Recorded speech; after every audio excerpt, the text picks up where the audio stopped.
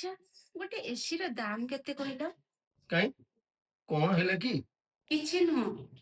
କହୁନ ଦାମ୍ କେତେ? ଆରେ କେତେ ଦାମ ଆସିବ? ହଁ ଏଇ 40 ରୁ 50 ହଜାର ଭିତରେ ପଡିବ ଆଉ। ଆରେ କଣ କହୁଥିଲି କି? ଏଇ ଏସିର ସବୁ ଏସବୁ ନଥାଏ? ଏଇ କୋଉ 4 ଷ୍ଟାର, ଏଇ କୋଉ 5 ଷ୍ଟାର ଏଇ ସବୁ ଏରା ପରା ଥାଏ। ଆରେ ଏସିରେ ନୁହଁ କି 4 ଷ୍ଟାର ନଥାଏ, 3 ଷ୍ଟାର ଥାଏ, 5 ଷ୍ଟାର ଥାଏ। ଆଉ ଯଦି ଆମ ଘରେ ଲଗେଇବା ଏଇ 1 ଟନ୍ କି 1.5 ଟନ୍ ଲଗେଇଦେଲେ ଆରାମସେ ହେଇଯିବ। ହେଲେ ମୁଁ ବୁଝିପାରୁନି ତମେ ଆଜି କଣ ତମର ହେଇଛି କି? ତମେ ଖାଲି ଆଜି ଏସି ବିଷୟରେ ପଚାରୁଛ? ଆରେ ନାଇଁ, ସେମିତି କିଛି ନାହିଁ। ତମେ ଆଜି ଯୋଉ ତମ ଭାଇଙ୍କ ଘରକୁ ମତେ ନେଇକି ଯାଇଥିଲ ନା? ହଁ, ତ କଣ ହେଲେ? ତମେ ତ ତମ କାମରେ ତମେ ମତେ ଛାଡିକି ପଳେଇଗଲ। ଆରେ ମୁଁ ସେଇ ବାରିଣ୍ଡାରେ ବସିକି ଥିଲି। ତମ ଝିଆରୀ ତ ଛୋଟ ପିଲା। ଆରେ ସିଏ ମୋ ସାଙ୍ଗରେ ଖେଳୁଥିଲା, ମଜାମସ୍ତି କରୁଥିଲା। ଆଉ ସେଇ ସମୟରେ ମୋ ହାତ ଟାଣିକି ତାଙ୍କ ଘର ଭିତରକୁ ନେଇଗଲା।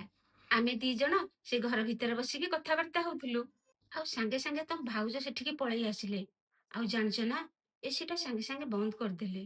ଆଉ କହିଲେ କି ଆକ୍ଚୁଆଲି ଆମେ ରାତି ସାରା ଏସି ଲଗଉଛୁ ତ, ସେଥିପାଇଁ ଆମେ ଦିନରେ ଏସି ବନ୍ଦ ରଖୁ।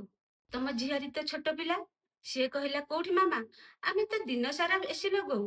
ଆଉ ରାତିରେ ତ ଥଣ୍ଡା ଲାଗେ, ସେଥିପାଇଁ ଆମେ ଏସି ବନ୍ଦ ରଖୁ।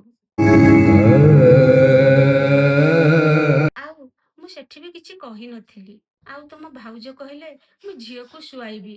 ଏତିକି କହିକି କବାଟକୁ ଠକିନି ବନ୍ଦ କରିଦେଲେ। ଏଥିପାଇଁ ମୁଁ ତମକୁ କଲ୍ କରିଥିଲି। ଆଉ ତମେ ତ କହିଲ ଆସିବାରେ ଡେରି ହବ।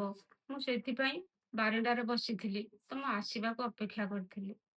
ବାସ୍ ଏତିକି କଥା, ଆଉ କିଛି ନାହିଁ। ଆରେ ତମେ ତ ଜାଣିଛ ସେମାନେ ସେଇଭଳିଆ ଲୋକ, କିନ୍ତୁ ତମ ସାଙ୍ଗରେ ଏମିତି କରିବାଟା ଠିକ ହେଲାନି। ତମକୁ ଖରାପ ଲାଗିଲା ନା? ନା, ଖରାପ ଲାଗିବ କଣ ପାଇଁ? ଆକ୍ଚୁଆଲି ମୁଁ ଗୋଟେ କଥା ଭାବୁଥିଲି। ମଣିଷ ପାଖକୁ ଯେତେବେଳେ ପଇସା ଆସିଯାଏ, ମଣିଷର ବ୍ୟବହାର ବଦଳିଯାଏ ନା? ମଣିଷ ବି ନିଜେ ବଦଳିଯାଏ। ହଉ ଛାଡ, ତମେ ଚାହା ପିଇବ? ଆରେ ହଁ ହଁ। ଠିକ ଅଛି, ମୁଁ କରିଦଉଛି।